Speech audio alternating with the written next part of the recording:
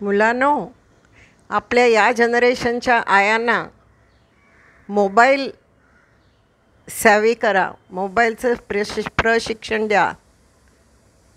व्यवहारात ज्या ज्या गोष्टी लागतात मोबाईलने करायच्या त्या सगळ्या शिकवा. हो, ह्या पोराने म्हटल्यासारखं आमची ही लास्ट पिढी आहे. हो, तुम्ही आम्हाला शिकवायलाच पाहिजे. हॅलो आई आई आई आई ऐक ना माझं. अगं मला ना जरा 500 रुपये ट्रान्सफर कर ना. तुला घरी आल्यावर लगेच देतो. चालेल चालेल. हा पाठव. अरे तुझ्या मम्मीला जीपे करायला येतं? हो, माझ्या मम्मीला नाही येत रे. हे शिकवावं लागतं. ते असंच कसं येणार?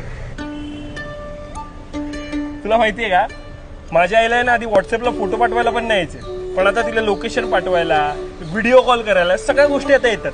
कसं आहे ना, आधी ती मला जेव्हा बोलायची ना की हे मला दाखव, हे कसं करायचं, पैसे कसे पाठवायचे, मी इरिटेट व्हायचं. मी आईला बोलायचं, आई काय त्रास देते यार, मला कंटाळा आलाय. पण एक दिवशी जेव्हा तिला कोणाला तरी महत्वाचे डॉक्युमेंट पाठवायची गरज लागली ना, त्यावेळेला तिला नाही जमत होतं. मग तेव्हा मी ठरवलं, मी आईला शांततेत बसून सगळं नीट शिकवणार.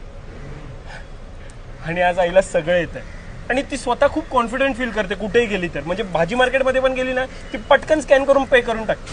आणि आपल्यासारख्या आईंची अशी शेवटची पिढी आहे रे. आता पुढच्या जनरेशनच्या जे आई असतील त्यांना तर सगळ्याच गोष्टी येत असतील. म्हणून आपल्या आईला मॉडर्न कसं बनवायचं किंवा ह्या जनरेशनमध्ये कसं इन्व्हॉल्व्ह करायचं आपल्या हातात आहे. हो रे, एकदम बरोबर बोललास.